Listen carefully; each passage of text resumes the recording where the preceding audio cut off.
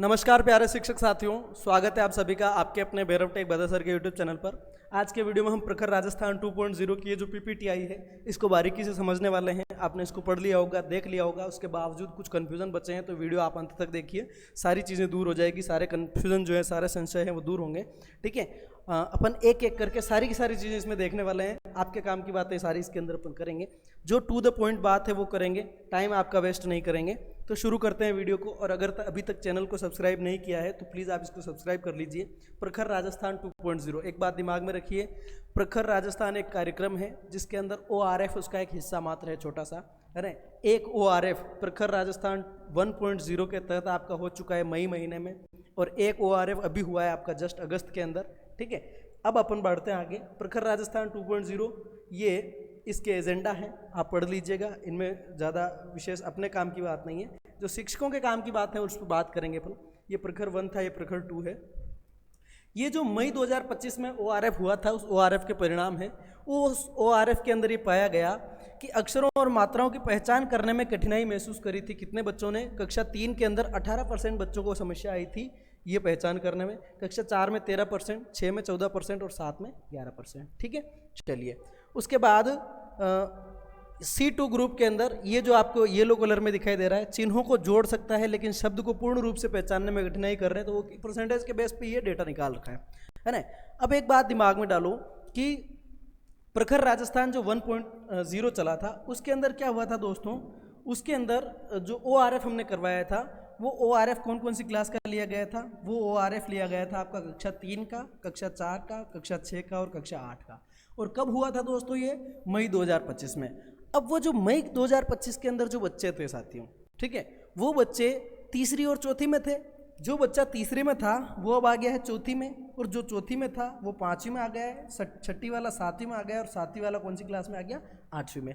ठीक है, अभी इस सेशन में, वर्तमान सेशन में, और वर्तमान सेशन में जो बच्चे अपने पास तीसरे में हैं, यानी कि गए सत्र में जो दूसरी में थे और अभी तीसरी में आए, उनका अभी अपन ने अगस्त 2025 में ले लिया। यानी कि वर्तमान में आपके पास तीसरी, चौथी, पांचवी जो तीनों क्लासेस पढ़ रही है, इन तीनों क्लासेस का ORF हो रखा है। ठीक है, चलिए, और ये जो छठी वाले 7वीं में आ गए, 7वीं वाले 8वीं में आ गए, अभी जो छठी में है उनका ORF हम अगस्त में कर चुके हैं। यानी कि आपके पास जो बच्चे अभी कक्षा 3, 4, 5 में पढ़ रहे हैं सबका ORF हो चुका है, 6, 7, 8 में पढ़ रहे हैं उनका भी ORF हो चुका है। ठीक है, इस बेस पर आपका एप्लीकेशन कुछ चीज़ें करेगा, समझते हैं इन चीज़ों को। AI के माध्यम से, आर्टिफिशियल इंटेलिजेंस के माध्यम से बच्चे किस स्तर पर पढ़ पा रहे हैं उसको जो है इस AI ने 4 ग्रुपों में बांट दिया है। C1 जिसको बीज नाम दिया है, C2 को अंकुरण कहा, C3 को पुष्पन और C4 को क्या कह दिया दोस्तों? फलन, है ना। इनकी पढ़ने की स्थिति, जिनको अक्षरों और मात्राओं की पहचान करने में दिक्कत आ रही है, C1 है। चिन्ह को जोड़ घटा सकता है लेकिन वो पूर्ण रूप से नहीं पहचान पा रहा है, C2 है। शब्द पढ़ सकता है लेकिन बड़े खंडों को पढ़ने में कठिनाई महसूस कर रहा है, वो C3 है। ये तीनों प्रकार के C1, C2 और C3 वे बच्चे हैं जो पढ़ने में कठिनाई महसूस कर रहे हैं, यानी कि वो जूझ रहे हैं अभी तक। ठीक है, चौथा C4 जो ग्रुप है उसमें वो बच्चे जो है धारा प्रवाह पढ़ लेते हैं लेकिन अभी हाव भाव का अभाव है, मतलब वो रीडिंग बहुत अच्छे से कर लेते हैं, ये स्थिति है। तो क्या किया गया दोस्तों, ये आपका जो C1, C2 और C3 ये 3 ग्रुप हैं, इनको रखा गया है रेमीडिएशन में। किस में रखा गया दोस्तों? रेमीडिएशन में रखा गया, यानी उपचारात्मक शिक्षण की आवश्यकता वाले बच्चे, और नॉन रेमीडिएशन में रखा गया आपका ग्रुप नंबर 4। ठीक है, C4। चलिए आगे बढ़ते हैं। आपने जो कमेंट्स किए पिछले वीडियो पे उनको भी मैं इंक्लूड करूंगा, पहले अपन इन बातों को समझ लेते हैं। रीडिंग रेमीडिएशन कार्यक्रम 5 सितंबर, अब 5 सितंबर की जगह आप इसको 6 सितंबर कर लें। नया जो आदेश आया है इसके अंदर कितने, कौन सा सितंबर कर दिया गया है? 6 सितंबर। 5 सितंबर से चलना था लेकिन छुट्टी हो गई है, बरावफात कुछ है, ऐसा कुछ है। चलिए, प्रत्येक सप्ताह निर्धारित दिनों पर पहले 2 पीरियड केवल रीडिंग के लिए समर्पित करने हैं। सबसे पहले आपको अपना टाइम टेबल चेंज करना पड़ेगा। टाइम टेबल में पहला और दूसरा पीरियड, 2 पीरियड आपको रेमेडियल को देने हैं इसको रीडिंग के लिए। व्यक्तिगत शिक्षक ध्यान सुनिश्चित करें। C1 से C3 जो बच्चे हैं उनको रेमीडिएशन के विद्यार्थी कहा गया है, और यही तो है 3 और 5 में, और C1 से C3 के बच्चों को रेमीडिएशन कहा गया, यही है 6 से 8 में। कक्षा 3 से 5 भी C1, C2, C3 ग्रुप रेमीडिएशन, कक्षा 6 से 8 भी C1, C2, C3 रेमीडिएशन ग्रुप है, और C4 वाला जो है वो 3 से 5 में भी नॉन रेमीडिएशन है और 6 से 8 में भी नॉन रेमीडिएशन है। आप ये समझिए, कक्षा 3 से 5 के जो आपके पास बच्चे हैं उनके 2 ग्रुप बनेंगे, पहले में आएंगे C1, C2 और C3, दूसरे में आएंगे आपके C4। और कक्षा 6 से 8 जो है इसके अंदर भी आपके कितने ग्रुप बनेंगे?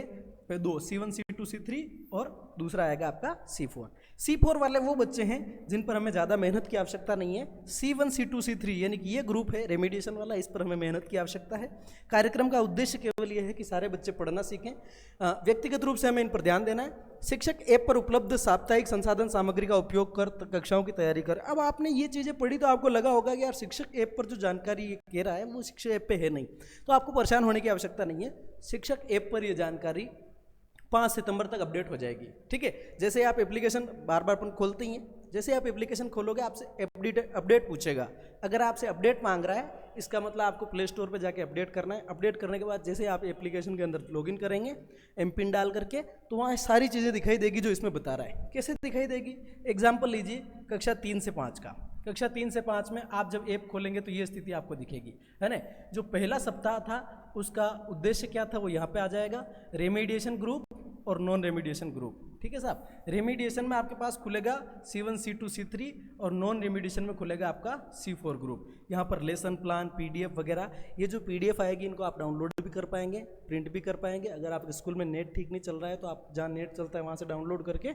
और एक कन्फ्यूज़न बहुत सारे शिक्षकों को, ये कमेंट भी मैंने देखे थे कि यार सर ये हिंदी वाले को ही करना है या किसी और सब्जेक्ट वाले को करना है। साथियों, केवल हिंदी के सब्जेक्ट को ये काम, मतलब पढ़ना तो आप सिखाइए, इंग्लिश भी सिखाइए, गणित सब कुछ सिखाइए, लेकिन ये जो आपका प्रखर राजस्थान कार्यक्रम है वो हिंदी शिक्षक के लिए है। हिंदी सिखाना है बच्चों को।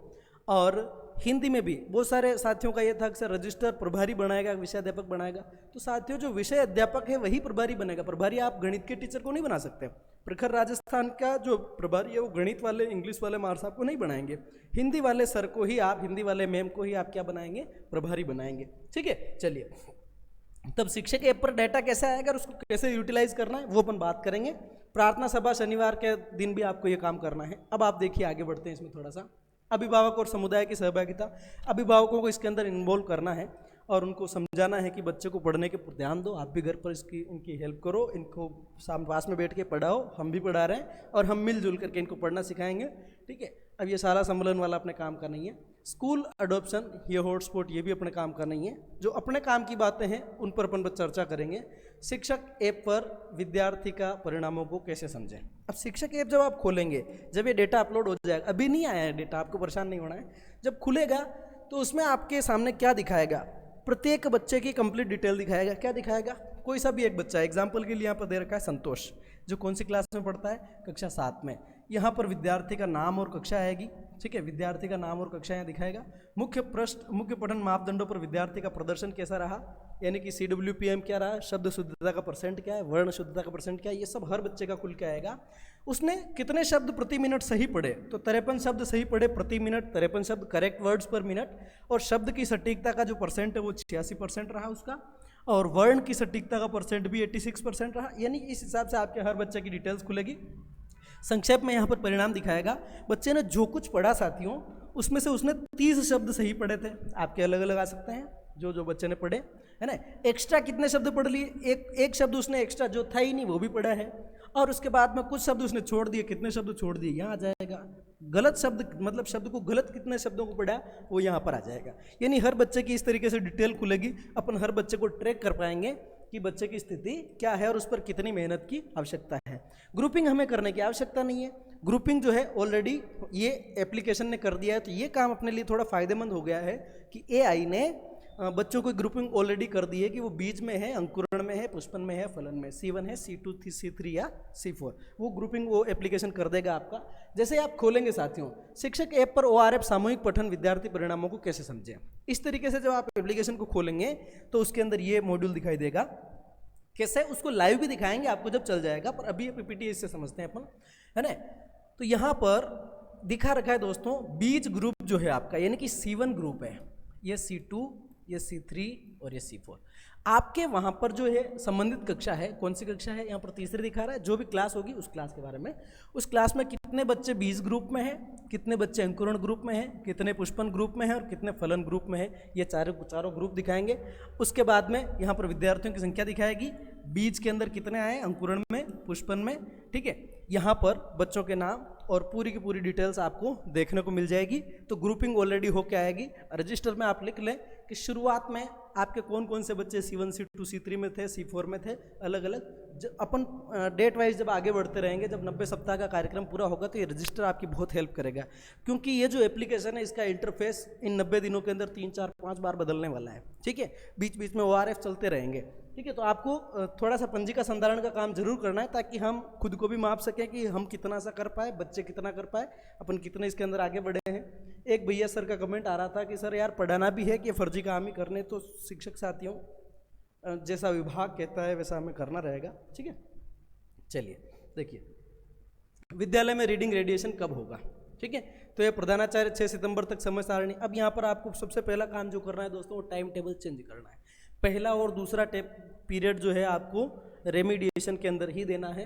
ठीक है, रीडिंग रेमिडिएशन को प्रथम और द्वितीय पीरियड के अंदर डबल पीरियड के रूप में निर्धारित किया जाना है ना।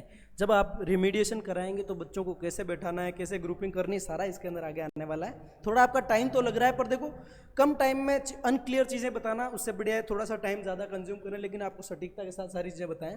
तो रीडिंग रेमिडिएशन को पहले और दूसरे पीरियड के अंदर आपको रखना है। रीडिंग रेमिडिएशन प्रति सप्ताह आयोजित किया जाना है। ठीक है, प्रधानाचार्य जो हैं यानी आपके स्कूल के हेड मास्टर साहब टाइम टेबल बना देंगे 6 सितंबर 2026 तक। 6 तारीख को आपके पास नया टाइम टेबल होगा। और अगर आप खुद ही सर्वे सर्वायत आप खुद बना लीजिएगा। कैसे बनाना है, अगर आपको टाइम टेबल में दिक्कत आती है तो आप बताइएगा कमेंट्स के अंदर, तो एक वीडियो 5 मिनट 2 मिनट का डाल देंगे, तो उससे आपको चीज़ें थोड़ी समझने में मतलब आसानी हो जाएगी। समय सारणी बनानी है, उन्हें कक्ष की व्यवस्था तथा भाषा शिक्षकों का आवंटन उसी अनुसार करना होगा। ठीक है, तो आपके हेड मास्टर साहब जो टाइम टेबल बनाएंगे उसमें जिस व्यक्ति को नियुक्त करेंगे वो जो है ये काम करेगा, हिंदी के टीचर ही करेंगे। तैयार की गई समय सारणी प्रत्येक कक्ष के भीतर प्रदर्शित, हर क्लास के अंदर आपको जो है टाइम टेबल को चस्पा करना है। जो सम्मेलन करने के लिए अधिकारी आएंगे, जो औचक निरीक्षण के लिए CBO PO सर आएंगे और बाहर से अधिकारी आएंगे, वो चेक करेंगे, है ना, क्या रहना है। ये समय सारणी क्लास के बाहर आपको लगा देनी है। ठीक है, वर्ग और समूहीकरण। ठीक है, अब कौन कौन सा क्या है आपने ये चीज़ें पहले ही देख ली। बीज वाले कौन से बच्चे हैं, अंकुरण वाले कौन से बच्चे हैं, पुष्पन वाले हैं और फलन वाले हैं। ठीक है, इसको मैं ज़्यादा इस पर टाइम खराब नहीं करूँगा आपका। अब यहाँ पर देखिए, जब अपन बैठाएंगे बच्चों को, रेमिडिएशन कराएंगे, तो बैठक व्यवस्था आपको कैसे रखनी। सपोज कक्षा 3 4 5 की बात कर रहे हैं। ठीक है, कक्षा 3 4 5 के बच्चे हैं, तो कक्षा 3 4 5 के बच्चे 2 तरीके से बैठेंगे। कितने तरीके से बैठेंगे, 2 तरीके से। कक्षा 3 के C1 C2 और C3 ग्रुप के बच्चे, कक्षा 4 के भी C1 C2 C3, 5 के भी C1 C2 C3, इन सभी बच्चों को एक साथ बिठाना है। कक्षा 3 4 5 इन तीनों क्लासेस के C1 C2 C3 एक साथ बैठेंगे। ठीक ऐसे ही कक्षा 6 से 8 C1 C2 C3 वो एक साथ बैठेंगे। ठीक है, कक्षा 3 से 5 C4 का ग्रुप अलग बैठेगा। C4 कक्षा 3 वाले, C4 4 वाले और C4 5 वाले। ये वो बच्चे हैं जिनको रेमिडिएशन की आवश्यकता नहीं है, ये नॉन रेमिडिएशन वाले बच्चे हैं और ये रेमिडिएशन वाले बच्चे हैं। ठीक है, इनके साथ आपको अलग से काम करना है, इनके साथ अलग से काम करना है। इनके साथ क्या करना है, साथ बैठे भाषा शिक्षक द्वारा इनको पढ़ाया जाएगा, पढ़ना सिखाया जाएगा। और ये नॉन रेमिडिएशन वाले जो बच्चे हैं, ये दूसरा शिक्षक इनको लेके बैठेगा। ये एक ही टीचर का काम नहीं है, एक टीचर इधर रहेगा, दूसरा यहाँ वाला जो टीचर है वो टीचर गणित के हो सकते हैं, वो टीचर अंग्रेजी के हो सकते हैं, वो हिंदी के हो सकते हैं, किसी भी विषय के हो सकते हैं। क्योंकि ये जो बच्चों के साथ काम करेंगे वो पुस्तकालय की पुस्तकों के साथ काम करेंगे, बच्चों को पुस्तकें देंगे पढ़ने के लिए। ठीक है, उनको प्रोत्साहित करेंगे। इन बच्चों पर हिंदी वाले सर को बहुत ज़्यादा मेहनत करनी है। ठीक है, चलिए, तो इस संरचना में आपको बिठाना है। आप अलग अलग कमरों में बिठा सकते हैं, एक ही कमरे में 2 ग्रुप बना सकते हैं। आपके पास जो भौतिक सुविधाएं उपलब्ध है, उपलब्ध भौतिक सुविधाओं का मैक्सिमम यूज़ करते हुए आपको काम करना है। पहले से योजना बनाएं, शिक्षक ऐप पर साप्ताहिक संसाधनों की समीक्षा करें, पाठ योजनाओं के अनुसार 12 सप्ताह की योजना, 4 ब्लॉक शिक्षण पद्धति मॉडल का पालन करें। ये योजनाएं आपको बनानी है। कक्षाओं को इंटरेक्टिव और विद्यार्थियों को सक्रिय बनाइए, ये काम अपन कर लेंगे, कोई दिक्कत वाली बात नहीं है। ठीक है, यहाँ पर पीरियड के दौरान पढ़ाए जाने वाले विषय सामग्री की योजना किस प्रकार बनाई जानी है। ठीक है, तो विषय की जो योजना है, आपका एप्लीकेशन जो है शिक्षक ऐप है, राज्य शिक्षक ऐप है, वो आपको बनी बनाई दे देगा। यानी पहले सप्ताह में आपको ये काम करवाना है। ठीक है, ये आपको इसके अंदर TLM यूज़ करना है, तो आपको अभी परेशान होने की जरूरत नहीं है। ठीक है, चलिए, आप शिक्षण सामग्री कहाँ से प्राप्त कर सकते हैं। तो जब आप एप्लीकेशन खोलेंगे साथियों, एप्लीकेशन खोलेंगे, एप्लीकेशन का ये होम पेज दिख रहा है, यहाँ पर टीचर का नाम आ रहा है, रीडिंग, CBA, उपस्थिति, शाला स्वास्थ्य, डिजिटल प्रवेशोत्सव। ठीक है, इसको जब आप रीडिंग पर क्लिक करेंगे, रीडिंग में आपके पास 3 ऑप्शन आएंगे, रीडिंग रिसोर्सेज, रिजल्ट्स और असेसमेंट, है ना। इसके अंदर अगर आप रीडिंग रिसोर्सेज के अंदर जाएंगे, इस फर्स्ट वाले में, तो इसके अंदर क्लास 3 से 5 खुली, इसमें पहला वीक खुल के आ गया। पहला वीक खुल के आ गया, पहला दूसरा वीक, तीसरा वीक, चौथा वीक, इस तरह से वीक खुलते जाएंगे। फर्स्ट वीक पर जब आप क्लिक करेंगे तो यहाँ पर दो चीज़ें आपके सामने खुल के आएगी, रेमिडिएशन, नॉन रेमिडिएशन। रेमिडिएशन में तीनों ग्रुप आएंगे और उनके लेसन प्लान यहाँ पर बने बनाए PDF में आएंगे। और नॉन रेमिडिएशन वाले बच्चों को तो अपन को पढ़वाना है, कोई दिक्कत नहीं। इन पर आपको वीडियोज़ भी मिलेंगे, वीडियोज़ भी शिक्षक ऐप पर आपको मिल जाएंगे जिनका हमें पालन करना है, ठीक है। चलिए आगे बात कर लेते हैं। तो आपको जो है शिक्षण सामग्री है वो कहाँ से मिल जाएगी, शिक्षक ऐप से मिल जाएगी। ये तरीका रहने वाला है, फर्स्ट में रीडिंग चुनना है, उसमें रिसोर्सेज चुनने हैं, उसमें कक्षा समूह चुनना है और उसमें रेमिडिएशन वाले बच्चों को चुन लेना है। तो क्या क्या पढ़ाना है, किस तरीके से पढ़ाना है, वो चीज़ें यहाँ पर आपके सामने खुल के आ जाएगी, ठीक है। इस एजेंडा को छोड़िए, एजेंडा का मतलब कार्यसूची, ठीक है। रेमिडिएशन की आवश्यकता न रखने वाले विद्यार्थियों के लिए गतिविधियाँ। अब क्या करना है, जो बच्चे C4 ग्रुप के हैं, 3 से 5 में भी और 6 से 8 में भी, उनको आपको गतिविधियां करवानी। क्या करवानी दोस्तों, एक्टिविटीज़ करवानी है। ये जो नॉन रेमिडिएशन वाले बच्चे हैं उनको कौन कौन सी गतिविधियां अपन करवा सकते हैं, पुस्तकालय की गतिविधियां करा सकते हैं, कक्षा की गतिविधियां करा सकते हैं, रीड अलाउड भी अपन करवा सकते हैं कि जोर जोर से पढ़ना, बुक के माध्यम से पढ़ना या आपके पास LED है उस पर पढ़ना, किसी भी मोबाइल से पढ़ना। तो बच्चों को इसमें तो रीडिंग का काम करवाना है। खास करके जो आपका उद्देश्य है वो C1, C2 और C3 बच्चों को बेहतर करना है। चलिए, अगर आपको लग रहा है कि मैं आपका ज़्यादा टाइम कंज्यूम कर रहा हूँ, आप वीडियो को स्किप कर सकते हैं भाई साहब, है ना। तो क्योंकि 1-2 कमेंट्स आए थे मेरे पास कि अनावश्यक बताते हो, अनावश्यक है। अगर आपको अनावश्यक महसूस होता है प्लीज़ क्विट, आप जा सकते हैं। अगर जिसको ज़रूरत है और जिसको लगता है कि मेरे मतलब जानकारी सेम होती है, किसी के काम की होती है, किसी के नहीं काम की होती है, अगर आपको काम की लग रही है तो आप देखें, बाकी आप स्किप कर सकते हैं, ठीक है साथियों। चलिए, यहाँ पर आपकी जो डेट शीट दे रखी है पूरी की पूरी, इस डेट शीट को भी आपको एक जो प्रखर राजस्थान का रजिस्टर बनाएंगे, है ना, उसमें पहले पेज पे आप लिख दें, दूसरे पेज पे लिख दें, कहीं पे भी लिख दें। अभियान का शुभारंभ यहाँ पर 6 सितंबर डालना है दोस्तों। पठन कौशल की गतिविधियों क्रियान्वयन 6 सितंबर से 6 दिसंबर 2025 तक होगा, स्कूल लेवल पे होने वाला है ना। आमुखीकरण आपका हो चुका है, इसको छोड़िए। क्लस्टर स्तर पर शिक्षकों का आमुखीकरण ये भी आपका हो चुका है, इसको छोड़िए। 8 सितंबर को आपको एक काम करना है। क्या करना है साथियों, मेगा PTM का आयोजन करना है। मेगा PTM का आयोजन करना है। जितने अधिक आप पेरेंट्स को बुला सकें उनको बुलाएं, उनको बच्चों के बारे में बताएं। क्या करना है वो भी अपन देखेंगे आगे। राष्ट्रीय एकता दिवस आपको 31 अक्टूबर का रखना है। 20 नवंबर को आपको बाल अधिकार या नैतिक शिक्षा दिवस, नैतिक शिक्षा दिवस ऊपर चला गया, बाल अधिकार दिवस रखना है। निपुण मेला आपका 5 दिसंबर का हो जाएगा। इस डेट शीट को आप निकाल लेना प्रिंट। चलिए, प्रखर सप्ताह PO स्तर पर क्या क्या करना है इसको अपन छोड़ते हैं, अभी अपन केवल टीचर्स को देखते हैं, जल्द आ रहा है। यदि आपके विद्यालय में स्मार्ट TV या स्मार्ट क्लासरूम जैसी डिजिटल सुविधाएं हैं तो आप बच्चों की भागीदारी बढ़ाने के लिए स्टोरी रीड अलाउड जैसी रोचक गतिविधियां करवा सकते हैं। यहाँ पर जो है मेरे स्कूल में जैसा लगा हुआ है ना, तो आपके स्कूल में भी अगर ऐसा है तो आप उसका यूज़ कर सकते हैं, ठीक है। मेगा PTM के दौरान आपको क्या क्या करना है, 8 सितंबर की बात कर रहे हैं, ठीक है साथियों। आमंत्रण भेजना है अभिभावकों को। कक्षा और पुस्तकालय के रीडिंग कॉर्नर को साफ सुथरा व्यवस्थित करें और छात्रों का कार्य जैसे पढ़ने लिखने के नमूने पिछले वर्ष को भी प्रदर्शित करें। प्रत्येक बच्चे के ORF डेटा की समीक्षा करें। प्रत्येक बच्चे का जो ORF है स्टूडेंट वाइज, जब ये ऐप खुल जाएगा 6 सितंबर को, हर बच्चे का डेटा आ जाएगा, वो पढ़ने में कैसा है वो बच्चा पर पेरेंट्स को आपको चाहे तो प्रिंट निकाल के बताओ, चाहे मोबाइल से बताओ। बेहतर तरीका ये है कि आप प्रिंट निकाल लें। हर बच्चे का जो रिजल्ट शो होगा उसकी प्रिंट निकाल के पेरेंट्स को बताएं कि ये स्थिति है, आपके पास 90 दिनों का टाइम है, हमारे पास भी 90 दिनों का टाइम है, बच्चे के पास भी 90 दिनों का टाइम है, और 90 दिनों में हमें इस बच्चे को C1 ग्रुप से C4 में लाना है या C2 से C4 में लाना है, या C4 में है तो इसको C4 से भी और ऊपर उछालना है, ठीक है। ये काम आपको पेरेंट्स को बतानी चीज़ें। PTM के दौरान आपको क्या क्या करना है ये चीज़ें आप पढ़ लीजिएगा। बच्चे की व्यक्तिगत प्रगति जो है हर पेरेंट्स को आपको समझानी है। PTM के बाद आपको जो है इनकी उपस्थिति शाला दर्पण प्रणाली में दर्ज करनी है। तो शाला दर्पण पर अपन PTM किस तरीके से दर्ज करेंगे आप जानते होंगे, अगर नहीं जानते हैं तो एक वीडियो के माध्यम से आपको बता दिया जाएगा। फिर निवेदन कर रहा हूँ साथियों, सारी जानकारी सारे शिक्षकों के लिए सारे टाइम की नहीं है, जिसको जहाँ तक उचित लगे वहाँ तक देखिए, बाकी आप स्किप कर सकते हैं। चलिए, शिक्षक ऐप पर शिक्षक सहभागिता का मापदंड। शिक्षकों को साप्ताहिक रूप से शिक्षक ऐप पर जाकर अधिगम संसाधनों का उपयोग करना होगा। अधिगम संसाधनों का क्या उपयोग करना है, जो पाठ योजनाएं बनी बनाई PDF आ रही है उस PDF को निकाल लो, या तो आप एक फाइल मेंटेन करो हैं, या जो रजिस्टर है उसमें लिखते जाओ, जरूरत हो वहाँ पर चिपका दो। लर्निंग टीचिंग मटेरियल आपको वहाँ से मिल जाएगा। उसका आपको यूज़ करना है। पाठ योजना और गतिविधि आधारित वीडियो की दर्शक संख्या के आधार पर उनका प्रगति मीटर बदलेगा, यानी कि जो लेसन प्लान है उसको कितने लोग कंज्यूम कर रहे हैं। तो आपको एप्लीकेशन जब खुद से ही लेसन प्लान बना के दे रहा है तो आपको परेशान होने की आवश्यकता है, ठीक है। बस एक रजिस्टर मेंटेन जरूर करना। मेरे को एक दो शिक्षक साथियों ने कमेंट भी किए थे, सर आदेश में कहीं लिख रखा है आप जबरदस्ती रजिस्टर मेंटेन करने की बात क्यों कर रहे हैं। भाई साहब रजिस्टर मेंटेन करना है, क्योंकि जब देखने वाले आएंगे, बाहर से अधिकारी आएंगे, चेक करने वाले आएंगे, उनको आपका नेट नहीं चल रहा है एप्लीकेशन में, क्या बताओगे। आपने एप्लीकेशन को कंज्यूम किया नहीं किया, इसका आपके पास क्या प्रूफ है। आप फिजिकल रिकॉर्ड जरूर रखें, ठीक है साथियों। चलिए, इस प्रगति की रिपोर्ट साप्ताहिक रूप से शाला दर्पण पे अपन को अपलोड करनी पड़ेगी और डीआरएम के दौरान उपयोग किया जाएगा। डीआरएम क्या है, डिस्ट्रिक्ट लेवल पर जो है ये अधिकारी वगैरह करेंगे मीटिंग, उसको डीआरएम बोलेंगे। सभी अधिकारी मॉनिटरिंग करेंगे, ठीक है, ये हो जाएगा।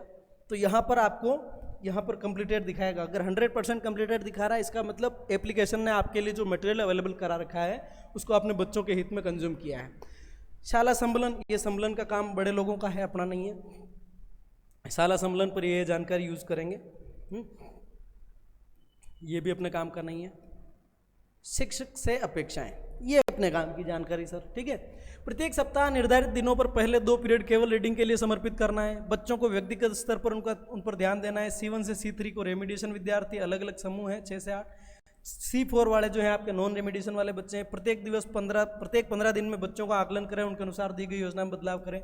हर 15 दिन में जैसे जैसे प्रगति आएगी बच्चे के ग्रुप बदलते जाएंगे। कैसे बदलेंगे वो एप्लीकेशन के माध्यम से लाइव आपको अगले वीडियोस में जानकारी मिलती जाएगी, तो आप चैनल को सब्सक्राइब कर लीजिएगा, है ना। विषय वस्तु या कौशलों का आवश्यक दोहरान भी हमें करना है। शिक्षक ऐप पर उपलब्ध साप्ताहिक संसाधन सामग्री का उपयोग कक्षाओं की तैयारी में हमें करना है। प्रार्थना सभा और शनिवार को आनंददायक रीडिंग गतिविधियां हमें करवानी है और 90 दिवसीय दिशा निर्देशों का हमें क्या करना है, पालन। तो आपका एप्लीकेशन अगर अभी नहीं चल रहा है तो आप परेशान नहीं हो बिल्कुल भी। अभिभावकों से क्या क्या अपेक्षाएं हैं कि भाई घर पे थोड़ी बहुत आप भी मेहनत करो। अभिभावकों की भी स्थिति देखिए, सरकारी स्कूलों पर बहुत सारे लोग ब्लेम लगाते हैं, पर एक परिवार है, उसका एक बच्चा प्राइवेट स्कूल में जा रहा है तो वो परिवार 1 घंटे पहले उठेगा, उसकी तैयारी में पूरा जी जान लगा देगा और उसको व्यवस्थित टाई बेल्ट सूट बूट करके फिर स्कूल भेजेगा। लेकिन वहीं एक बच्चा जब सरकारी स्कूल में आ रहा है तो वो कौन सी क्लास में पढ़ रहा है ये पेरेंट्स को पता नहीं, नहाया नहीं नहाया, क्या स्थिति, ऐसे ही भेज देते हैं। तो पेरेंट्स से हमें आग्रह करना है कि हम आपको बहुत बेहतर परिणाम देंगे, बस हमें आपका थोड़ा सा समर्थन चाहिए कि आप थोड़ी थोड़ी मेहनत तो करो यार। 1-1 घंटा, आधा घंटा आप बच्चों के साथ घर पे बिताएं तो उसका हमें फ़ायदा मिलेगा, बच्चों को फ़ायदा मिलेगा। ये इनसे जो अपेक्षा है वो ये जाने हैं, CBO सर के दायित्व हैं ये। धन्यवाद, ठीक है। तो ये आपका PPT था। अब और किसी को कोई कन्फ्यूज़न है तो बता दीजिए। अब मैं कुछ 2, 4, 5 कमेंट्स जो मेरे पास आए हैं वो मैं आपको लगे हाथ इस वीडियो में बता देता हूँ, ठीक है। देखिए, ये जो चैनल है, अभी मैं चैनल, कुछ साथी कह रहे थे कि वीडियो में आवाज़ नहीं आ रही है। दोस्तों अगर वीडियो में आवाज़ आपको नहीं आ रही है, देखो पहले वो बात कर लेते हैं। वीडियो में अगर आपको वॉइस प्रॉब्लम हो रहा है तो जैसे आप वीडियो चलाएंगे साथियों, कहाँ चला गया, ये देखो, है ना, ये वीडियो चल रहा है। अगर आपको आवाज़ नहीं आ रही है तो आप सेटिंग पर जाएं। सेटिंग पर यहाँ पर एक ऑडियो ट्रैक का ऑप्शन मिलेगा, उसमें आप चेंज करके देखें तो आपकी आवाज़ आ जाएगी।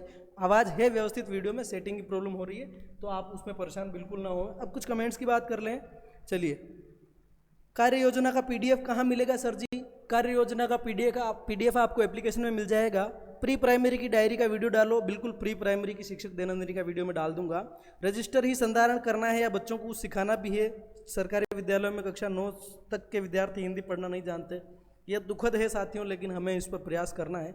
सर जी, हमारे विद्यालय में सभी विषय के शिक्षकों को ये करने के लिए मजबूर किया जा रहा है, क्या सबको करना होगा? यदि ऐप के हिसाब से होगा तो हमारे ऐप पर तो कुछ नहीं आ रहा, फिर भी मजबूर किया जा रहा है, परेशान कर रहे हैं। परेशान न हो शिक्षक साथियों, ये हिंदी सब्जेक्ट के टीचर्स का काम है। हमें ज़रूरत पड़ने पर बाकी सब्जेक्ट के जो टीचर्स हैं उनको भी हेल्प करनी है, उनकी भी हेल्प लेनी है। बाकी मुख्य रूप से हिंदी वाले मार साहब का काम है और ऐप चल जाएगा, ऐप से आप परेशान नहीं हो। दूसरा, आप मैपिंग में बार बार जाकर के छेड़खानी मत करें दोस्तों। जो शाला दर्पण है आपका, उस पर आप रेमिडिएशन की मैपिंग एक बार कर दी, उसको छोड़ दीजिए वहीं पे। अगर आप बार बार मैपिंग चेंज करेंगे, एक बार मतलब क्या होता है, एक स्कूल के अंदर 6 टीचर सबके पास स्कूल के पासवर्ड है, तो कोई मैपिंग चेंज कर देता है, दूसरा मैपिंग चेंज कर देता है, एप्लीकेशन में कुछ नहीं दिखाएगा। सामूहिक रूप से आप जिम्मेदार रहेंगे तो एप्लीकेशन से छेड़छाड़ नहीं करिए बार बार, है ना। फिर प्रखर 2.0 में समय विभाग चक्र टाइम टेबल। समय विभाग चक्र मतलब प्राइमरी स्कूल में कक्षा 1 से 5 वाले विद्यालय में 2 शिक्षक जो वहाँ जहाँ है वहाँ टाइम टेबल कैसे बनाना है मैं डाल दूंगा, एकल शिक्षक का भी बना के डाल दूंगा भले, ठीक है। तो टाइम टेबल मैं नेक्स्ट वीडियो में आपके लिए आ दूँ। मैं कक्षा 5 से 8 तक पढ़ाती हूँ हिंदी, एक ही रजिस्टर संधारण करूँ, हर क्लास का अलग होगा। अगर आप कक्षा 5 से 8 पढ़ाते हैं, अगर आपके स्कूल में और टीचर्स हैं तो 6 से 8 एक के पास रखिए और कक्षा 5 दूसरे को दे दीजिए, है ना। मैपिंग में आपके नाम पे कौन कौन सब्जेक्ट बोल रही वो सब्जेक्ट का ही आपको करना है। फिर भी कि नहीं मेरा ही है कक्षा 5 से 8 तक, 5 6 7 8 सब मेरे हैं, तो फिर आपको एक सेम रजिस्टर में आप काम चला सकते हैं, ठीक है। थैंक्स सर जी, वेलकम। बीच में अवकाश पढ़ेंगे उन वीक का क्या होगा, अवकाश पढ़ते जाएंगे और रजिस्टर में हम लिखते जाएंगे इस तारीख की छुट्टी, इस तारीख की छुट्टी। जहाँ जैसे अपना पहला सप्ताह खत्म होने में मान लो 11 दिन लग गए, लग सकते हैं ना, बीच में 4 छुट्टियाँ आ गई, एक दितवार आ गया, 2-3 छुट्टियाँ आ गई, तो एक सप्ताह खत्म होने में 11 दिन लग गए। उसके बाद वाली जो तारीख है वहाँ से अगला सप्ताह आपका शुरू हो जाएगा, तो रजिस्टर मेंटेन आपको वहाँ इसलिए करना जरूरी है। साप्ताहिक शिक्षण योजना PPT 3 से 5 लिंक भेजें डाउनलोड करने के लिए। लिंक कहाँ से भेजें यार सर, आप मेरे को DM में हाई लिखिएगा, मेरी इंस्टा ID और लर्नर कवि _कवि_लर्नर_कवि09 है। बाकी चैनल के डिस्क्रिप्शन में आपको मेल दे रखा है, वहाँ से आप मेल भी कर सकते हैं। यदि 2 या 3 अध्यापक अवकाश पर होते हैं तो कक्षाओं को सामूहिक ही बैठाया जाता है। अवकाश का उपभोग करने वाले अध्यापक अपनी कक्षा के हाजिर रजिस्टर को अपनी अलमारी में लॉक करके रखते हैं। ये सर आपके स्कूल की व्यक्तिगत व्यवस्थाएं हैं, इन पर मैं ज़्यादा कुछ नहीं बोल सकता। बाकी मेरे स्कूल में बहुत बढ़िया काम है, बहुत बढ़िया काम है, हम लोग साथ में मिल के करते हैं। कोई शिक्षक नहीं आया तो उनकी जिम्मेदारी भी हम दूसरे दिन वहन कर लेते हैं, ऐसा कोई दिक्कत वाली बात नहीं है। आवाज़ नहीं आ रही है तो वही वीडियो में ऑडियो ट्रैक पे जाके आप सेटिंग पे चेंज करिए। सर प्राइमरी के अंदर एक टीचर हो तो उसके साथ 4 सब्जेक्ट होते हैं, बिल्कुल होते हैं सर जी, और बहुत सारी है। तो मैं सारी कमेंट्स पर आपको आपका टाइम ख़राब नहीं करते हुए बस यही कहना चाहूँगा, चैनल को सब्सक्राइब कर लीजिए, जुड़ जाइए। मिलते हैं नेक्स्ट वीडियो में। आपकी जो भी समस्याएं हैं उन सभी समस्याओं के समाधान आपको इस चैनल पर मिलेंगे, बस आपका साथ चाहिए। Thank you so much, good night.